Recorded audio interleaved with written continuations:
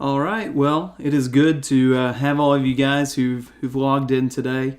I know this is a little bit different. I hope that you've had a good time playing in the snow, and I hope that you have not gotten too cold and not had any issues driving or anything like that. But this is also a little bit different because we're on a different platform than we typically have been in the past.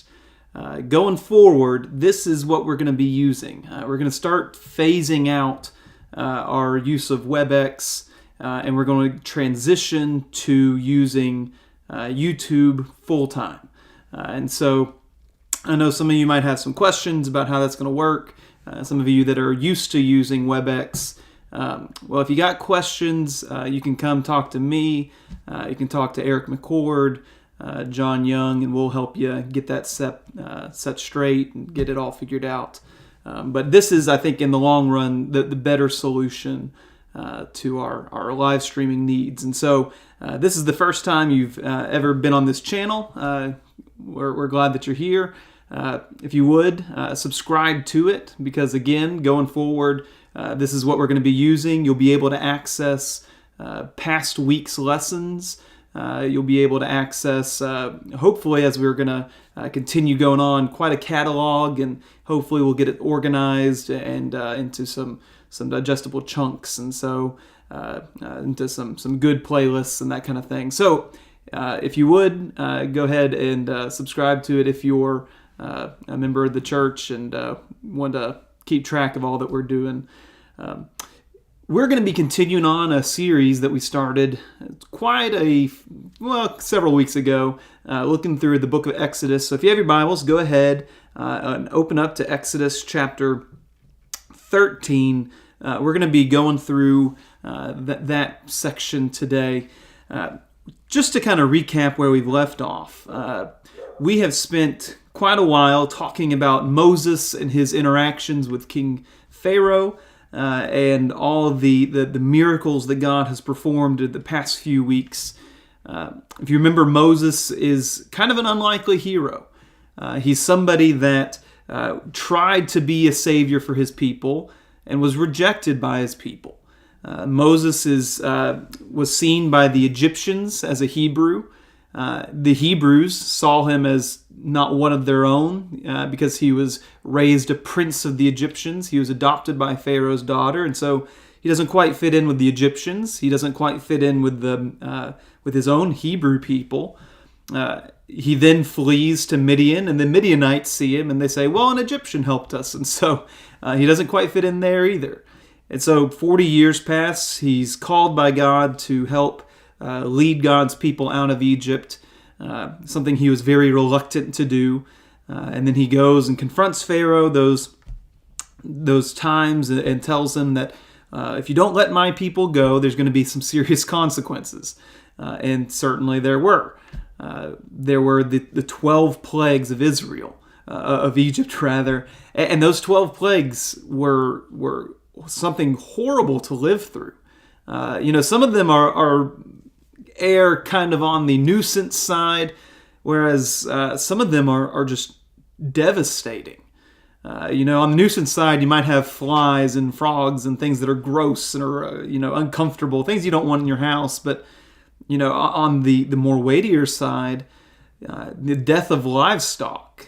You have health issues with the boils that come up on people, and hail that destroys property and takes lives. And ultimately, the final and most severe of these plagues is the death of the firstborn son. And so that's a devastating loss. And so that's what we looked at last week is the devastating Passover event in which God passed over the houses of the Israelites who sacrificed a lamb and put its blood over their doorposts. And for every firstborn of those who did not obey, those who are perhaps Egyptian or whatever ethnicity or whatever ethnic group might be there, for those, their firstborn sons died, including Pharaoh's. And so finally, with that final plague, Pharaoh says, okay, I've had enough. I want you out. And so finally Pharaoh gives in and says, get out of here. I don't want to see you again. Just pick up and go. And so Moses is certainly going to take advantage of Pharaoh's now, the lesson that he has learned, and he's going to get up and go. So if you have your Bibles, Exodus chapter 13. I know the PowerPoint says 14, but we're going to start just a little bit earlier and look at 13. Pick up around verse 17, if you would. When Pharaoh let the people go, God did not lead them by the way of the land of the Philistines, although that was near. For God said, lest the people change their minds when they see war and return to Egypt. But God led the people around by the way of the wilderness, toward the Red Sea. And the people of Israel went out of the land of Egypt, equipped for battle. Moses took the bones of Joseph with him, for Joseph had made the sons of Israel solemnly swear, saying, God will surely visit you, and shall carry up my bones with you from here. And they moved on from Succoth and encamped at Etham on the edge of the wilderness. And the Lord went before them by day in a pillar of cloud to lead them along the way, and by night a pillar of fire to give them light, that they might travel by day and by night. The pillar of cloud by the day and the pillar of fire by night did not depart from before the people. And so, there's quite a few amazing things here. What must have really stuck with the minds of Israel is the clear, visible presence of God among them. They have seen God do some incredible, miraculous things. They lived through the days of darkness. That they saw the darkness while they had light. They saw God turn the water to blood. They saw all these incredible things. But here you have the presence of God actually leading Israel. For all those plagues, God was not, as apparent perhaps as he is at this moment, and he's going to be for quite some time. God is performing these miracles, but he's doing them through Moses, through Aaron. They're his spokesmen. But now you have an interesting thing of God's presence being seen directly in this cloud or in this fire. And so, all they need to do is look up in the sky, and they can know that God is with them. So that's got to be a really kind of humbling experience. I imagine that there's some fear that goes along with that. This is a God who's a God to be feared. And if anything, the events of the past few weeks or months or however long those plagues took place should lead you to come to that conclusion. You should fear God. He is not necessarily a safe God. He is someone who's powerful and capable. And to the enemies of God, that's a frightening and terrifying prospect. And Egypt has learned that lesson. They have time and time again. Pharaoh has said, I don't know God. If you go all the way back to Exodus, I think it's chapter 5, when Moses first confronts Pharaoh, Moses says, God or Yahweh has told you to let my people go. And Pharaoh's response is, well, who is God? I don't know who God is. And what he's saying is he's not unaware of the God of the Hebrews. What he's saying is, I don't recognize the God of the Hebrews. Well, at the end of the Passover, he's changed his tune, right? He now even Pharaoh who had hardened his heart over and over and over again at the last plague, now Pharaoh has kind of come with his tail tucked between his legs and says, you guys can go. And by the way, Moses, will you, pray that I might be blessed? And so he's kind of changed his tune a little bit.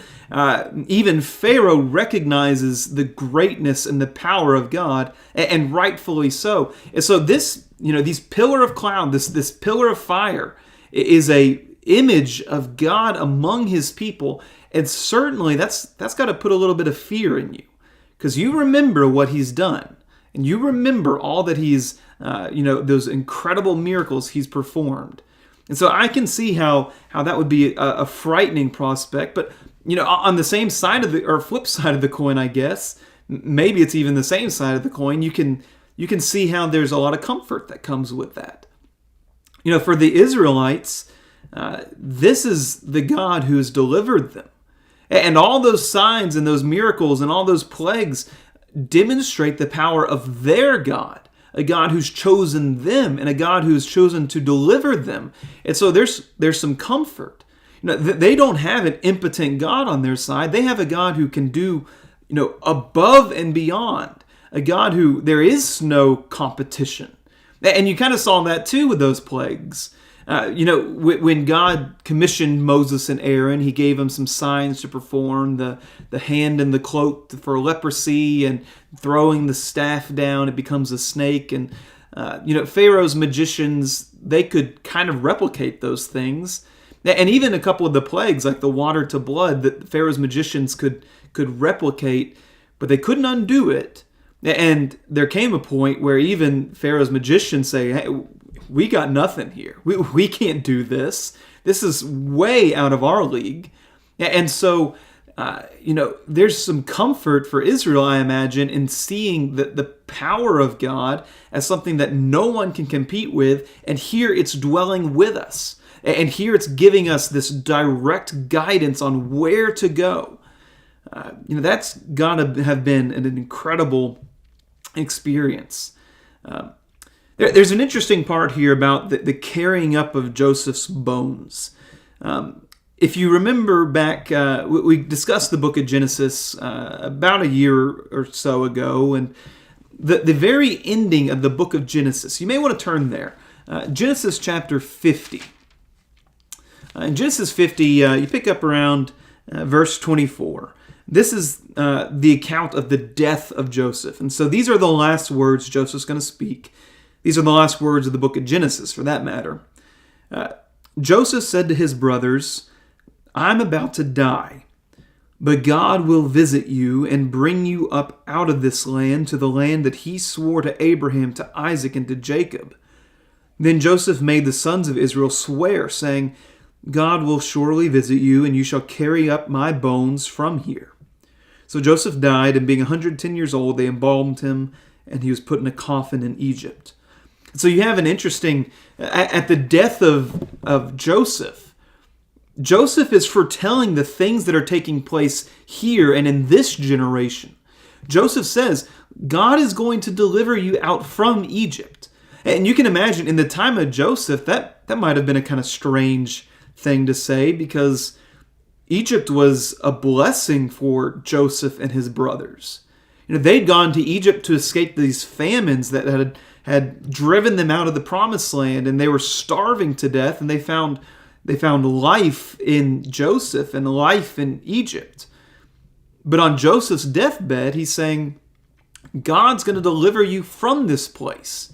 Perhaps there was some confusion about that statement up until the time that Israel became oppressed by Egypt.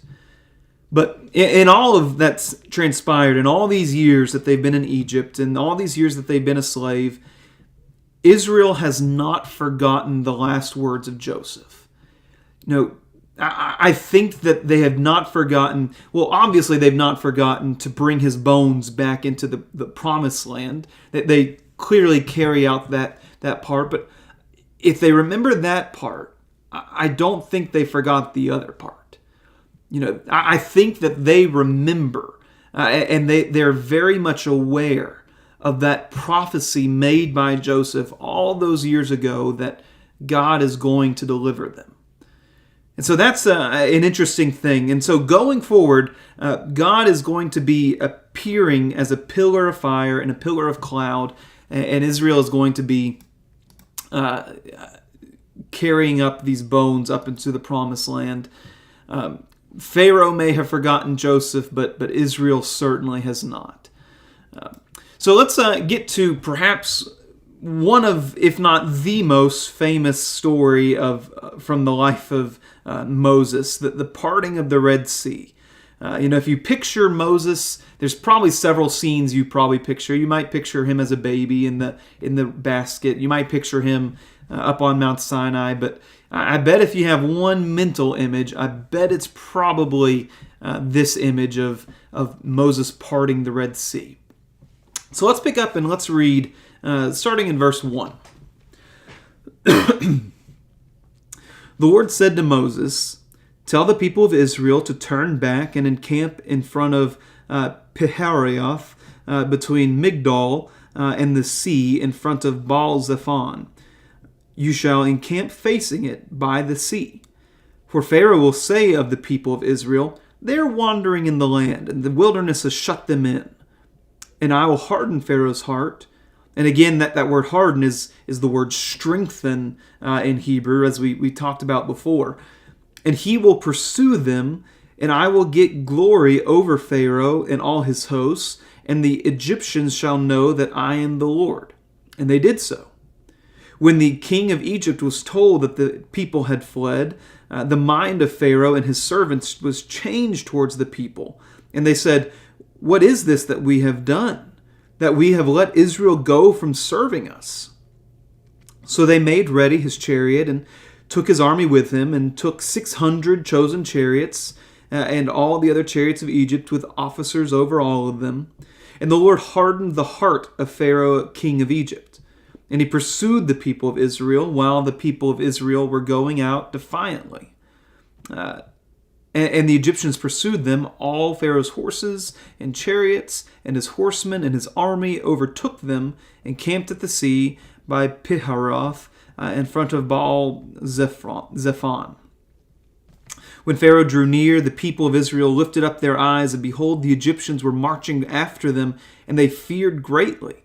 And the people of Israel cried out to the Lord. They said to Moses, "Is it because there are no graves in Egypt that you have taken us away to die in the wilderness?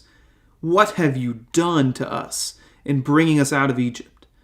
Is not this what we said to you in Egypt? Leave us alone, that we may serve the Egyptians. For it would have been better for us to serve the Egyptians than to die in the wilderness."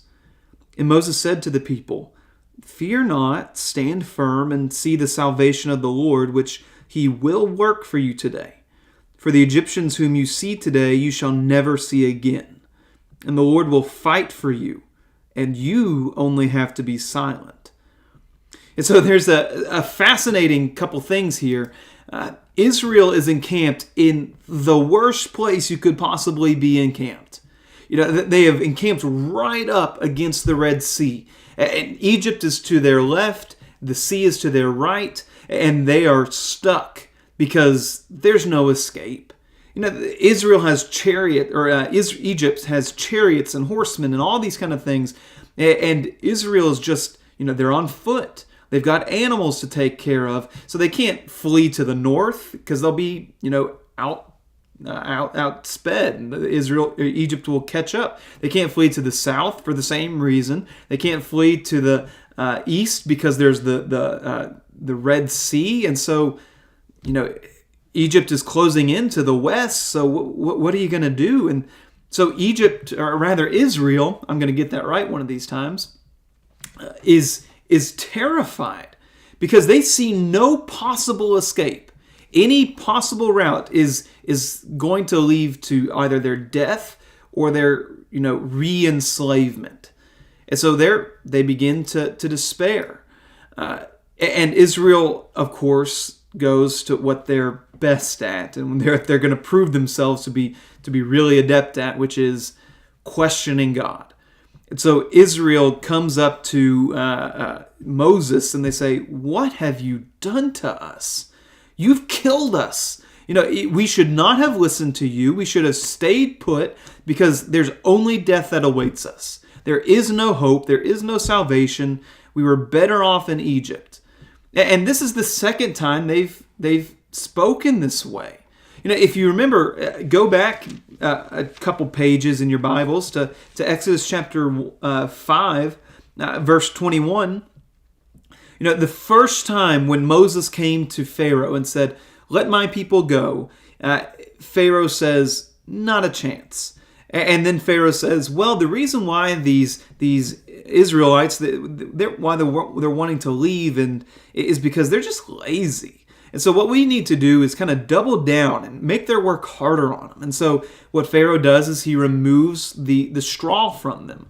And he removes it so that they have even more work to do. But he doesn't even reduce their quota. They have to perform the same amount of bricks each week or month or however that is, with twice as much work.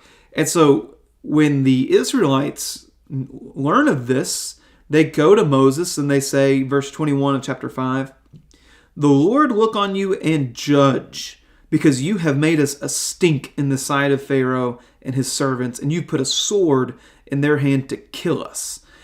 They don't see the bigger picture. They don't see how this is a part of God's plan and how this is just a step to bring us closer to what God has in store for them. They see the adversity and they throw in the towel and they say, "You've killed us." And so here again, it's the same thing that they did earlier. They don't see how any possible solution can come to this problem that they're in. They're hemmed in. There's no escape. There's only death that awaits. And Moses' response is pretty fascinating. Moses says, "Listen, the Lord is going to fight for you. You just need to be silent." That's some good advice. And that's some advice that Israel's going to need pretty often, I suppose, as you read through this. Just trust that God is going to take care of this. God has told you He's going to deliver you. God has kept His promises in the past, and He's going to keep His promises in the future. And so you can rest assured that God is going to fight on your behalf. Have you not seen the things that He's done before? Even this situation, this horrible predicament that you're in, is going to be turned to your favor. All you need to do is sit back and be patient and let God do what God is going to do here. And that's a hard thing to learn. That is a hard lesson, even for people today. So often when we have adversity and so often when we have challenges, our very first inclination, our very first impulse is either throw in the towel, how could this possibly happen to me, or to try and fix it ourselves. Those are our two reactions most of the time. We are so distraught and in so much despair that we can't possibly see any light at the end of the tunnel, and so we just give up. Well, that's not a good response. And sometimes we get so into our own capabilities that we say, "Well, I'm just going to take care of it entirely myself, and I'll just solve this problem on my own power, of my own merit, and I'm going to keep this and do this through my own strength." Well, there's often times where your strength's going to fall short. And so we have a good lesson here in that so often when adversity comes, we need to trust that God is going to do what's right, trust that God's going to keep His promises, and perhaps learn to be a little bit patient. Learn to keep our peace. Learn to be silent. And so that's the advice that Moses gives, and Israel is going to struggle with that, especially in the coming days.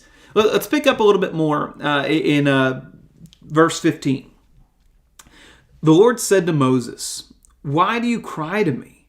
Tell the people of Israel to go forward. Lift up your staff and stretch out your hand over the sea and divide it, so that the people of Israel may go through the sea on dry ground. And I'll harden the hearts of the Egyptians, so that they shall go in after them, and I will get glory over Pharaoh and all his host, his chariots and his horsemen. And the Egyptians shall know that I am the Lord, when I have gotten glory over Pharaoh, his chariots, and over his horsemen.' Then the angel of God, who was going before the host of Israel, moved and went behind them. And the pillar of cloud moved from before them and stood behind them, coming between the host of Egypt and the host of Israel. And there was a cloud in the darkness.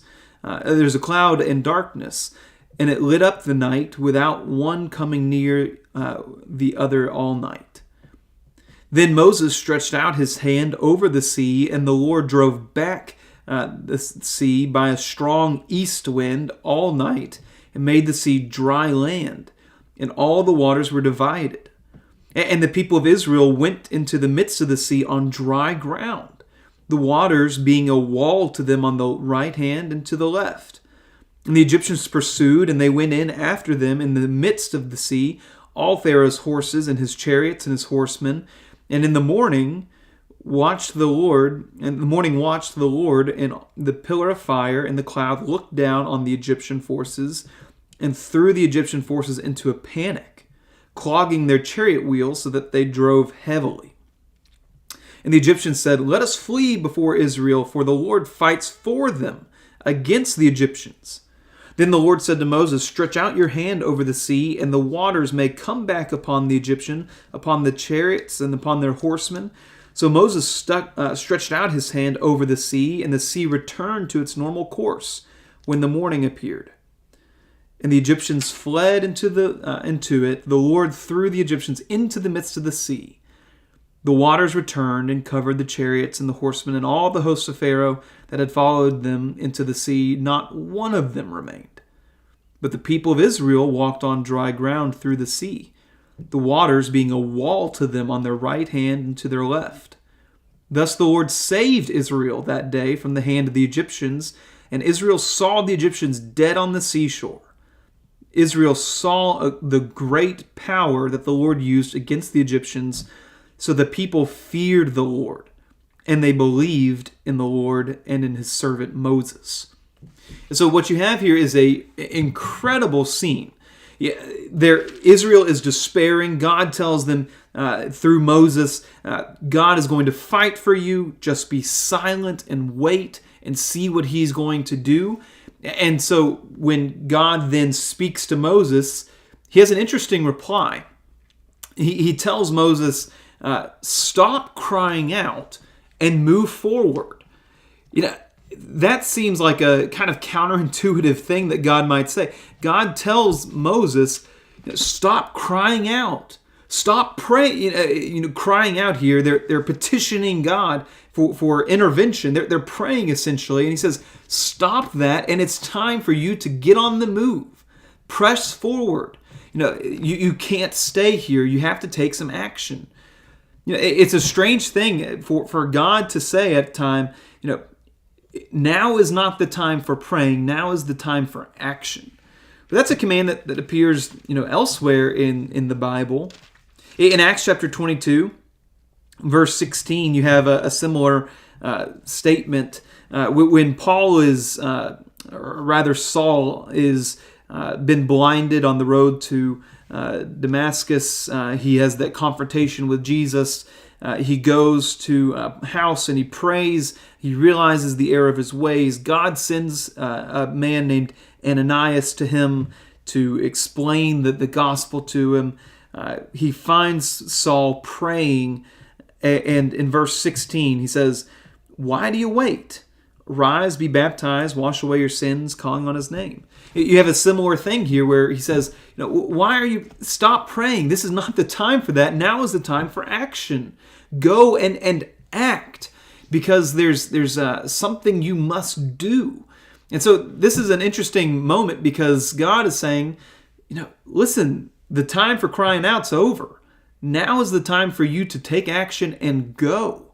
And as he says that, the pillar of cloud and the pillar of fire that's been before Israel, guiding the way, showing them where to go, moves behind them.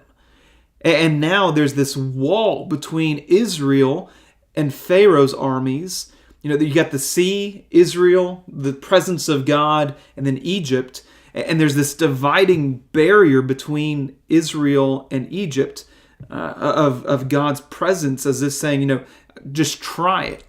Just try to come and take Israel. And they're halted from encountering each other. Egypt doesn't press through and overtake Israel.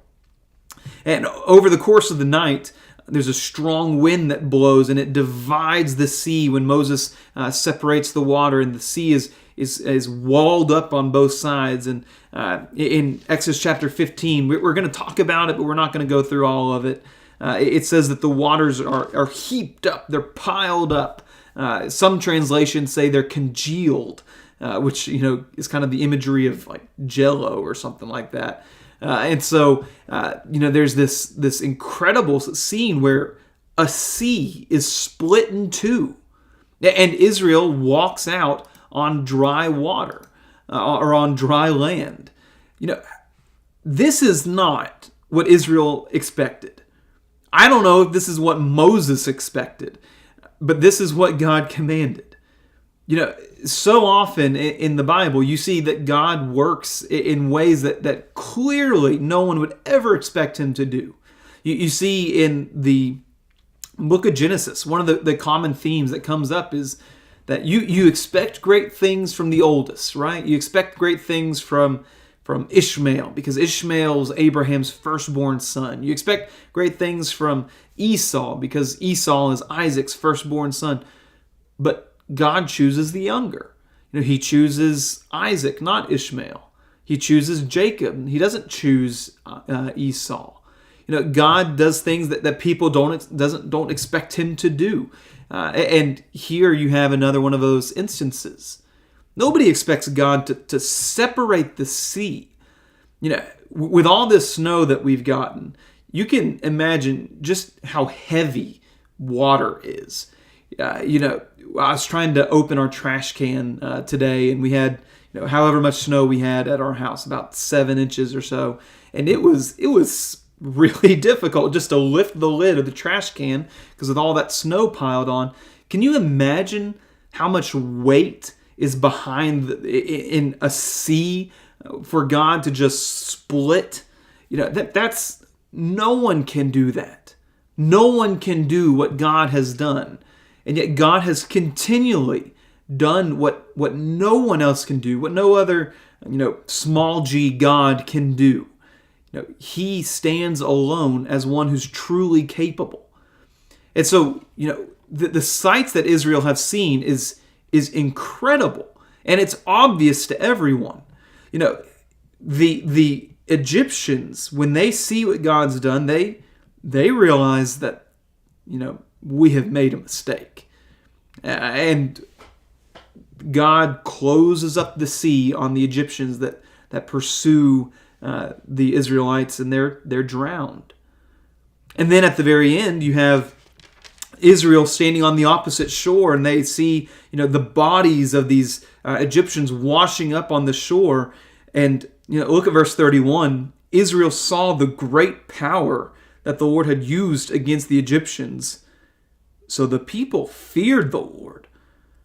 That is the correct response. This is a God who's just changed the laws of nature, who has just moved the sea. You should be afraid. You should have a tinge of fear, because this God can do what you cannot do, what no one can do. And, he's like a lion. We've used the Narnia example several times, but, he's powerful. And he is a good God, but he is not a safe God. And his enemies tremble, and rightfully so. And so they fear the Lord, and they believe in the Lord. Those two things are mingled together there. God has kept his promise. He said, don't fear. This is going to be taken care of. I'm going to lead you where you need to go. I'm going to deliver you from the hand of the Egyptians. And Israel questions it when they see what in their perception is an impossible situation. But once again, God has proven himself that he is capable to do what no one else can do. And so they have parted, and the Exodus is complete. They've left Egypt. They're no longer in Egyptian control. They're no longer in the foreign land. They're now in a new challenge that's going to emerge, a challenge of living in the wilderness. And so before we leave off, let's talk about chapter 15 just a little bit. I won't read all of chapter 15. It's long, but what chapter 15 is it's a song that's used to commemorate this event. Verse 15, or chapter 15, verse 1. Then Moses and the people of Israel sang this song to the Lord, saying, I will sing to the Lord, for he has triumphed gloriously. The horse and his rider he has thrown into the sea. A couple passages of this that I think are really interesting. The first three verses, let's read that. Pick up in verse 2. The Lord is my strength and my song, and he has become my salvation. This is my God, and I will praise him. My Father's God, and I will exalt him. The Lord is a man of war. The Lord is his name, or Yahweh is his name. Look at verse 11. Who is like you, O Lord, among the gods? Who is like you, majestic in holiness, awesome in glorious deeds, doing wonders? You stretched out your right hand, and the earth swallowed them. You have led your steadfast love, the people whom you have redeemed. You have guided them by your strength to your holy abode. These people have heard, they tremble. Pangs have seized the inhabitants of Philistia. Now are the chiefs of the Edomites dismayed. Trembling seizes the leaders of Moab. All the inhabitants of Canaan have melted away. Terror and dread fall upon them because of the greatness of your arm. They are still as stone, till your people, O Lord, pass by, till the people pass by whom you have purchased. You will bring them in and plant them on your own mountain, the place of the Lord which you have made for your abode, the sanctuary of the Lord which your hands have established. The Lord will reign forever and ever. And they sing this song, and there's several reasons here, I think. Song is a powerful way to remember. You may be like me, and every time you have to remember where Obadiah is, you sing the Old Testament song. Obadiah gets me. I don't know why, but there's a lot of times where you have some kind of deep core memory associated with the songs that you sing or the songs that you've listened to. You may have a certain song that reminds you of your first date, or a certain song that when you listen to it, you're back in 16 years old and driving your car for the first time by yourself, or something like that. Songs are powerful memory tools. And this is a moment that Israel should never forget. This is a moment that Israel needs to come back to time and time and time again, kind of like what we talked about with Passover last week, that Israel needs to be continually reminded of for generations, because this is the moment where God is keeping his promises. God has promised this for hundreds of years, and now God is delivering. And Israel had best not forget this moment. This is also a moment, and when you read through this in English, this is not really a song. You can imagine if you're really musical, I think you can probably put this to music, but it doesn't flow all that well in English necessarily. Again, remember that the Bible's not written in English, and so when you read this in Hebrew, it sounds like it flows a little bit better than it does in English. But this is a song to be sung, and a song to remind the people of what God has done. And, this is the appropriate response to God's powerful action. This is a song of praise. That they're praising God and giving glory to God because God has delivered them. He's saved them. And when God is done great works, the appropriate action is praise. It is appropriate to give him honor and glory and worship. And that's what they're doing here. How often, just imagine for a moment that somebody has done something that you're in some kind of life or death situation. Perhaps you're thrown in a pool and you don't know how to swim, and somebody dives in and they pull you out of the pool and they save your life, and you are doomed, but now you've lived. You would spend the rest of your life in thanks and giving praise to the one who dove in to save you. Or perhaps, imagine that it's not you that's drowning, but it's your child that's drowning. And, even more so, how much would you praise and honor the one who jumped in to save the life of your child, give you something precious back? God is so much more worthy of praise than any person here.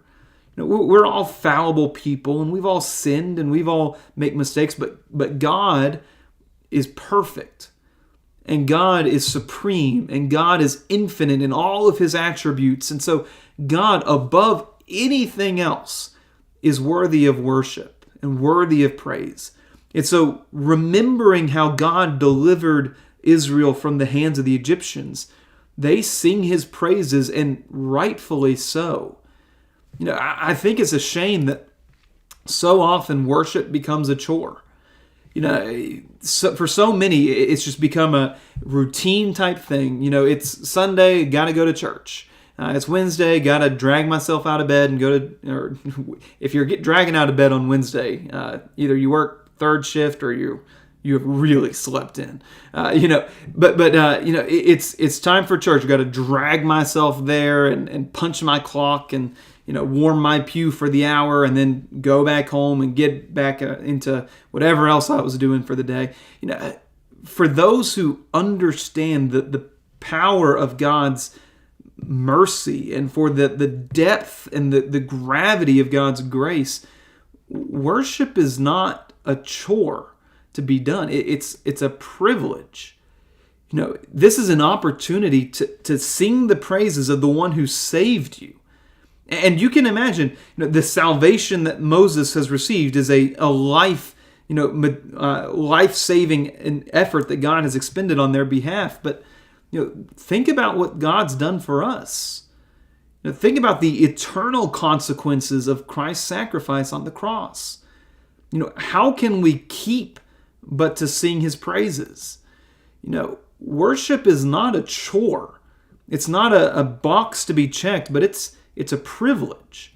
And I think you see that here in the Song of Moses. Israel's confronted with the power of God. They fear God and they believe, and that belief leads them to worship, and rightfully so.